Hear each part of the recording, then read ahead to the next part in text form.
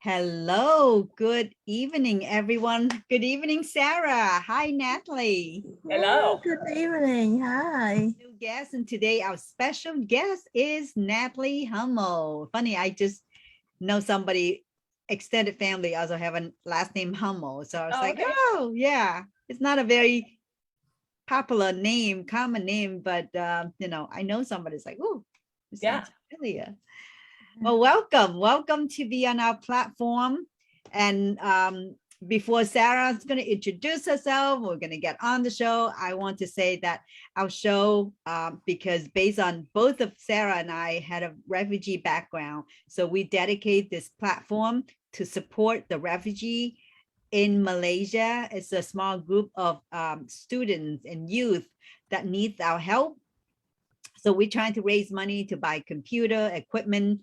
And this is through the organization is called Together for Good, but a branch of it is called Refugee Film School. So this is where we like to help them, support them when they buy computer and they learn how to do graphic design, video editing, and many great things that you as the people here in US have a business can actually contract them for some small job if you want to, or better yet, if you would like to donate, please go into www.refugeefilmschool.com, and there's a donation button there, and I'm sure every single one of the student there will be so grateful for your support and your donation.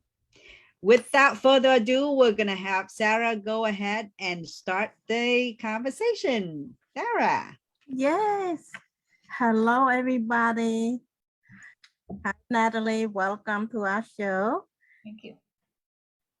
Just in case we have new viewers, I want to introduce myself very quickly. I'm a co-host, Sarah M. I grew up in Cambodia. Like Lee mentioned, that I have been a refugee, escaping from Cambodia through Thailand and arrived in United States back in 1981. My life was turned upside down when the communist Khmer rule took over our country in 1975. I struggled to survive. There are 2 million people who did not survive. In a small country that have only 7 million at that time. So that is very, very traumatic. But anyway, I'm not going to talk about all that. I talk about the blessing that I have been here. I'm grateful that God was with me, direct my path to arrive in this beautiful country. So the theme of our month, this month, is about blessing, about gratitude. So that's all I want to say. And I have a book, just in case if anybody want to learn more about what happened to Cambodia, why this refugee. That's my book. It's my journey. It's how I survived the killing fields. It's available on my website, saraim.com, SARAIM.com. So back to you, Lee. Well, thank you, Sarah. And I want to follow up with Sarah. I am too from a refugee background. I am from the neighbor country in Vietnam, and we escaped out the communists pretty much the same era. South Vietnam was taken over by communists around the same time that Cambodia was being invaded by the communists, by the Khmer Rouge. So we're very parallel as far as our journey, except that she's in our neighbor country. And we are considering one of those boat people that you have heard about, Vietnam veteran that went to Vietnam in the 70s, and by 80, there's a lot of influx out of boat people. And so my family's in that population.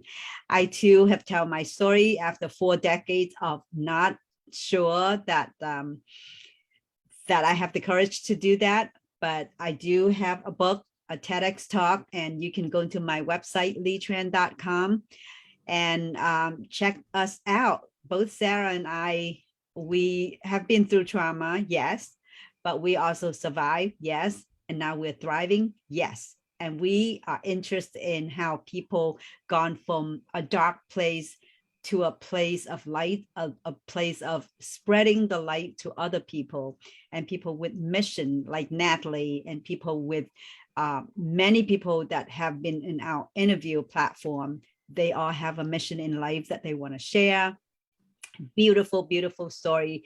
Many story even more traumatic than what we have experienced. So this is a great place for us to share and to expand that love, that hope, that vision of bringing the world together to be a better place for all of us, for our children. And I want to welcome Natalie Hummel. She has a wonderful vision about impacting 1 million youth. So please stay around. If you stumble across our platform and listening to this, I'd love you to pull a chair, put your phone away, turn it off, ask a friend, share, and help Natalie achieve her vision, because I think that is such a beautiful vision, especially for our youth. Everybody should be access to sport. And I'm not going to say anything. I'm going to ask Natalie to introduce herself, to tell us her story and why she has come up to this beautiful vision. Hi, Natalie. Hi. The mic is yours. Okay, thank you so much for having me on and for giving me a chance to just tell a little bit about our story. So I'm one of the founders of Every Kid Sports. We started 11 years ago, and really we started because I grew up an athlete. I played multiple sports through high school. I went on to play Division I volleyball, and I continued on as an athlete, even after college, just, playing pickup games and competing wherever I could. And I learned so much from sports and from the opportunity to play all these different sports growing up. And it taught me so much about myself. It taught me resiliency. It taught me how to be a leader. And it really set me up for success in my career and life. And when I learned that only 22% of kids from income restricted families were getting the chance to play, and that the number one reason they weren't playing is they just couldn't afford it, I just felt like something had to be done. And so the other founders and I, got together and just figured out, like, how can we attack the number one thing keeping them out, which is the cost to play. And from that, we started Every Kid Sports, where we offered families up to $150 4 times a year per child to cover recreational sports registration fees. So we really believe in the power of recreational sports versus the super competitive traveling youth sports model that kind of permeates our country right now. We think kids can really benefit from playing more recreational sports and going from sport to sport to sport. So, there's each season having a new sport that you go and play, getting the chance to be coached by a lot of different, adults, and also getting to play with different teammates each season, we think is really valuable. So that's kind of how we got our start. And I really, I just have this belief that every kid should get the chance to play, and that, if they can't afford it, that someone should be helping to cover that registration fee to really turn that child's life around. I think sports is one of the best youth development tools and can really help set kids on a great path for success in their life. That is just beautiful. Did you want to say something, Sarah? No, I just said it's beautiful too.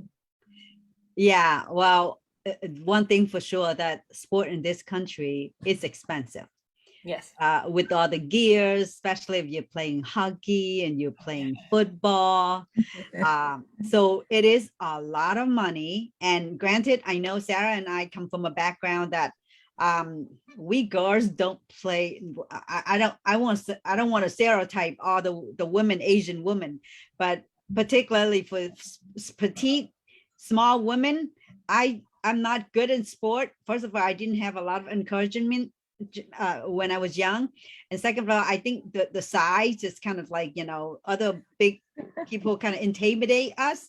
So but I think sport is discipline. Sport actually gives you a lot of goals oriented, and it does help you a lot in many ways.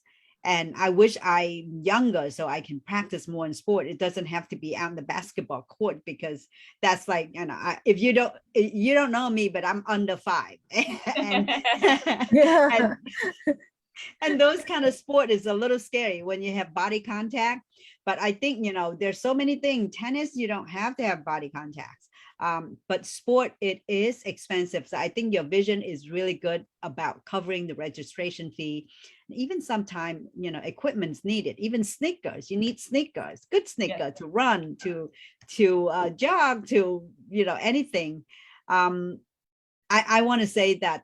So how do you support people? Like, do you have a donation base, and then you go to school, that you give the program to the lower income, or how Yeah, does no, that the way work? it works is, we have an online platform. Our program is available around the country, so in all 50 Okay. states. It's online, and so a family just goes online, fills out a short application, and they just are providing us information about their name and contact information, their child's name, what sport they want to play, how much that costs, and then they just have to upload some type of documentation that shows that they qualify for government assistance. So it could be Medicaid, it could be SNAP, or it could be WIC, which is Women, Infant, and Children.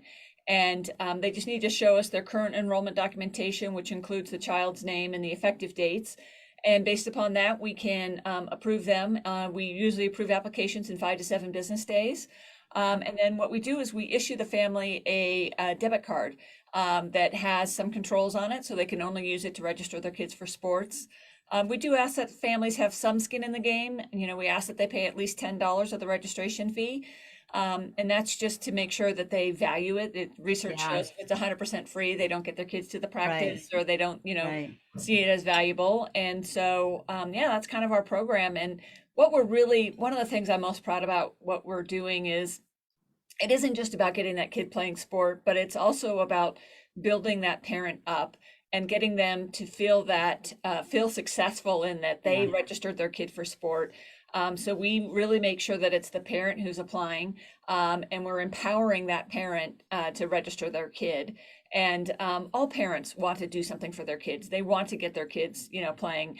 And a lot of people just are in a situation where they just can't afford it. So we want to empower them, and that's a big part of it. And also our platform is discreet. They don't have to get on the phone and go to somebody at the youth sports organization and say, "Hey, I can't afford this. Can you help me pay for this?" They can do it in the privacy of their own home on their cell phone, and they don't have to come and ask somebody for help. And so we're really proud of that as well. Wow. So this is anywhere in the state? Yeah, in the whole country. Yeah. Oh, wow. This is powerful. This is powerful. And one thing I want to say, that with sport, music, I think those are kind of like the common language kid that to bond the kids. And if you have that sport, there's so more, not just to build confidence, but also to integrate between kids. There's no class, there's so many good things come out of sport and music and art. Those are the things that I think, sometimes they're the first one get cut in the government funding. Yes, So for sure. Well, and one thing I wanted to say, going back to like, oh, you don't want to play basketball because you're short. I believe there's a sport for every kid, and true. And we fund all kinds of sports, including martial arts and roller skating and swimming and a lot of individual sports. It doesn't have to be a ball sport, even. It could be Right. Well, that was just my excuse to not play. But I just want to make sure people know that there really is a sport for everybody, and It you is. have to have a certain body type, and even if, like, I'm only 5'6" and I played Division I volleyball, and so even in volleyball, people think, oh, you got to be tall, you got to be this, and it's like I think that there's always a role for you, no matter what your size is, and especially when you're talking about recreational sports, Right. a lot of times it's just about getting out there and having fun with your friends, learning how to sweat, learning how to push yourself and improve yourself, and take coaching, and being open to learning. And there's just so much that you learn, and the research overwhelmingly shows that kids who play sports have better tools for dealing with stress and absolutely uncertainty, and they do better in school, and they they stay out of trouble, and there's just so many positive benefits. Well, what I'm trying to say is, first of all, I use that petite to get me out of sport. Secondly, I think we didn't have a lot of encouragement from when we were No. young Yeah. to do the sport. You know, we would jump rope and we do some of the thing. I wish I grew up in this country because I do love to play sport. You know, it's like my husband playing tennis now, and I do walk. I don't run because again, I'm not used to it. And I say, unless somebody chase me, I don't want to run. But that is just a lot of lame excuses, just staying away. But I think that's from the mindset when I was young, and I don't want to blame that. And I truly believe that sport can form so many benefits, not just for your body, physical health, but for your mental health, from your community development, relationship. You can swim, you can do a lot of sport that is not non-body touching. Yes. If you're not comfortable with the crowd or somebody who's bigger. But I'm saying that I'm just way too old. But I do want to have a bucket list for doing at least have a marathon. So that's still, I'm still hopeful. I'm Nice. still hopeful. That's a pretty big bucket list. Yeah. Yeah. Well, So let me ask you a question about your program for each kid. How many times can they participate? Yeah, so a family can apply up to 4 times a year for each child, and year after year. So we want to support that child through their whole life. So, you know, as long as they're a family in need, we will help that child play. And we're hoping that we, you know, have a whole generation of kids that can say, oh yeah, I mean, every kid sports helped me, you know, play this, that, or the other. And so that's our goal, is to always have that support there for them. That is beautiful. Yeah. So do you collaborate with school or any other organization to get the word out about this program? Yeah, we do a lot of different things to get the word out. We have worked with some schools across the country, especially schools that are identified as like a Title I or a low-income school. We have sent out flyers and different things. We're really working on our outreach because we want to get those kids that are really being sidelined, that aren't already at the youth sports organization, and you know, really encouraging those families. One of the things we're learning through this process is that it takes trust. We have to build trust with those organizations. If a family is going to apply with us, that family needs to trust that we're legitimate and that, you know, that it's worth their time to fill out this application. And so we're really working on building our trust with these families, and you know, just figuring out new ways to reach out to them and to build that trust. We have a new partnership where we're going to be working directly with pediatricians that work with those communities. And that's really a trusted resource in those communities, that a lot of those families, you know, that's what's provided is an annual physical for their child. And so a lot of families, you know, see that doctor every year. And so we're hoping that we can reach more of those families, especially, you know, one of the things we see a lot is with some of these families is they'll get their son playing, but they won't think about getting their daughter in sport, you know, because a lot of times the son will be maybe bouncing off the walls more, have more of that boy energy, and they're like, oh my gosh, she's got to get in sports. And they just don't think that, oh, the girl would benefit just as much. But when we provide our funding and they realize, oh my gosh, she can do it too, then they're more likely to get that girl playing as well. And, you know, they reap just as many benefits. And especially, you know, there's so many broken narratives around why girls in sports, and you name some of them as you were growing up. And some of those still exist today in our country, you know, where they just don't think it's the right thing for girls, or if there's not a way for them to make money as a pro athlete, why play, you know, sports. And they're missing out on the fact that sports is one of the best youth development tools. You know, it's the research shows that $1 invested in youth sports produces 1,000% return to society. I believe you. I believe you. Yeah. Yeah. So it's really good. It's leading to you're cautious about what you put in your body. It get you exhausted so you can sleep at night. So, you know, just so many other benefits that we don't think as a whole. And I think to adding on to your things, girls are more encouraging to, I mean, not in this country maybe, but in where I come from, like we were encouraging more in doing domestic training type of thing in the kitchen, serving, and Yeah. that's a big thing. And I'm glad that I'm glad that we have a different mindset over here. So what is successful so far? What can you, and how old this program you said again? Well, And we're how, 11 years old as an organization, but we just launched nationally on June 22nd of this year. oh, So, congratulations. yeah, thank you. We were in the Pacific Northwest and we just got the funding to expand nationally. We have two major partnerships, one with Dick's Sporting Goods and the other one with Under Armour. And then we have a really a new partnership with the NFL where we're working on helping kids play NFL flag. And so, and that's a relatively new partnership that will be expanding in years to come. So, yeah, we're really excited. We're just getting the word out. We had a lot of people register for fall sports, and now we're kind of right in the beginning of winter sports registrations.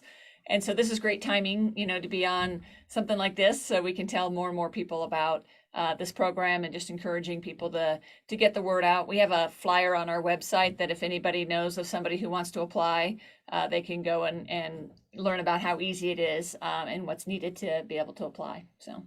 Well, you're welcome to put it on my on our Facebook group if Okay. when we're done. But I want to say that is a smart way to do things, because there's sport is big in the, I mean, big as watching. There's so many people who watching sport, and going from baseball season to basketball to football. And if you got those big league to sponsor, that is the way to go, because that's a legacy for them as well, to pull the kids in this nation into a better place. Instead of don't drink soda, don't eat, which is good, don't do any of those, but you also have to get off the couch and get off your games and go bounce some basketball or play some tennis and that kind of thing to get a healthier body. So what else that you see that it need improve as far as the program in this country that regarding sport, if you can share with us? Like I shared at the beginning is, our country right now has a huge focus on these really competitive travel programs, these elite programs. We're asking kids at ages 9, 10, 11, 12 years old to pick a sport that they're going to play all year round. And they have to specialize. And, if you're going to make it into to play high school sports, you got to start playing year round. And that is it's a broken model, and it actually isn't true. The research shows that isn't the case. And that most of if you look at professional athletes, a lot of them played multiple sports growing up. They actually were multi-sport athletes. They didn't specialize until usually high school or college age before they kind of pick the sport they're going to play. And so we're really trying to get back to that, with these competitive programs, and we're seeing overuse injuries from kids, a ton of knee problems for these kids that are just playing way too much of the same sport over and over again. It's also not allowing them to become the greatest athlete that they could become, because they're just focused on too much pressure. Well, too much pressure, and they're learning just that one sport. Where if you're learning a lot of different sports, you're working on your overall athleticism. Also, if you think about a young boy who's 9, 10, 11, 12 years old, they haven't gone through puberty yet. They don't know what size they're going to be when they're fully grown. And just because they're great at maybe soccer when they're 9, 10, or 11 doesn't mean when they're 15, 16, or 17 years old, they're still going to be great at soccer. They might be better suited for football or basketball or, another sport. So we really are trying to encourage kids to sport sample as much as they can, be multi-sport athletes, and play a lot of different sports throughout the year. And also to take breaks. I mean, it's really important to have that downtime between seasons where you can recover your body. And when you're playing year round, you just don't get that opportunity. And it's also putting a lot of pressure on the families. It's the cost of that is hard. Not only the cost of the registration fees and the equipment, but the cost of Right. traveling and hotel Right. and It time is. apart and It's a yeah, very hectic schedule for the parents too. I mean, yes, if you have 3 kids playing 3 different sports, oh my God, you can spin around and just being a chauffeur all day. yeah, totally, Yeah.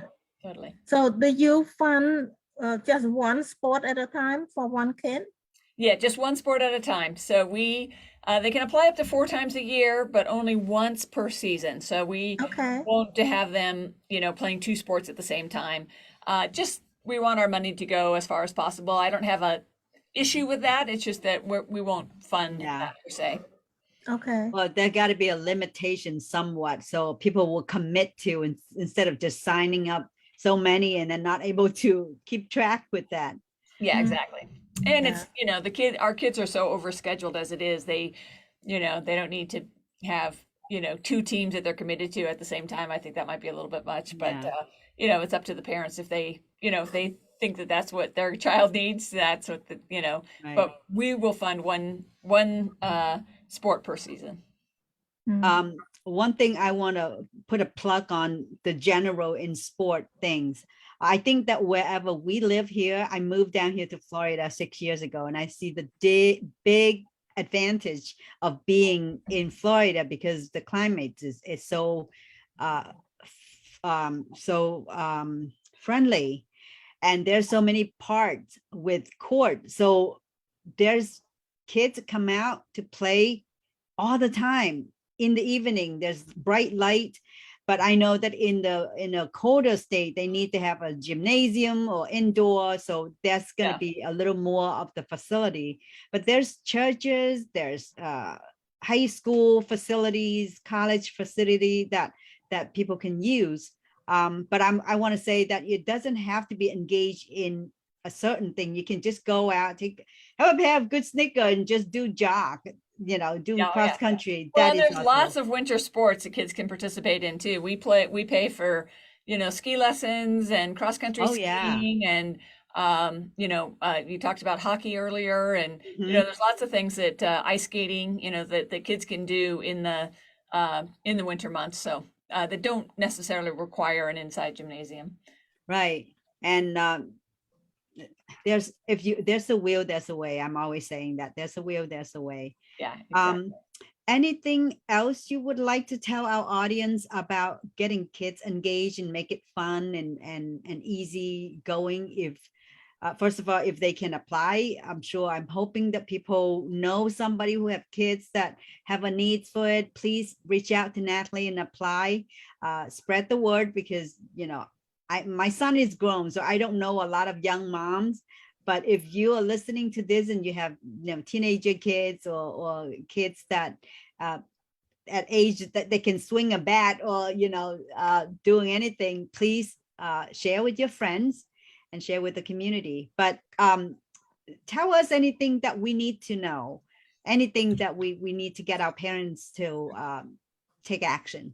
Yeah, so a couple things. We have a Giving Tuesday campaign that we're going to be kicking off, where we're going to be doing an unselfie campaign where people can. There's going to be a flyer on our website that individuals can download, and it basically talks about like what you learn from playing youth sports. So anybody who grew up playing sports that wants to participate in our unselfie campaign, we'd welcome it. Just trying to build a really strong narrative about like why youth sports is so important. And what people learn from playing youth sports that isn't the narrative that, oh, I'm playing youth sports so I can get a college scholarship or I can go pro. It's about learning those life lessons so that you can become the best version of yourself, whatever that happens to be for that child. And so anyone who wants to participate in that, we'll have a page on our website where they can engage with that. Also, people just following us on social media is really helpful in engaging with us on social media. So all of our handles are Every Kid Sports on Twitter, Facebook, Instagram. So anybody who wants to follow and engage with us would also be really helpful. And then, anyone who wants to make a donation, it's everykidsports.org/donate. And it, every dollar helps. So the way our model works is 85 cents of every dollar raised goes right back out to helping a kid play sports. 15 cents goes to my staff who reviews the applications and, make sure that it's going to a family in need. And so, yeah, we'd love, more people helping us with that. And especially if they can do a recurring donation, even if it's $5 a month over the year, that'll get a kid playing. And so, just if you don't get your Every little bit help. Every little bit help. help. Yeah. So, I just think that this is a beautiful vision. And I think, our kids, our next generation needs to have, sport build self-esteem, build confidence, build discipline. That's what it is. I love about the sport. My sister, I don't want to tell her, she's kind of over 50 and she's doing an Ironman. She had done so many triathlon and she did the first Ironman, and she inspired me to say that, oh, I'm not too old to do whatever I want. So I still have that little bucket list. Hopefully I can get Sarah to join me too. Oh no. Sarah's like, what? Me? But it is good. It is good. If you can't run, just at least walk, every little things help your body to be healthier and stronger and get off the medication, because my husband played tennis for the last 4 years and he has shed the pounds and he has built the muscle. So, and he has, get rid of a lot of little things that when we had a lot of those in the north up in Pennsylvania, that he didn't have a chance to play sport.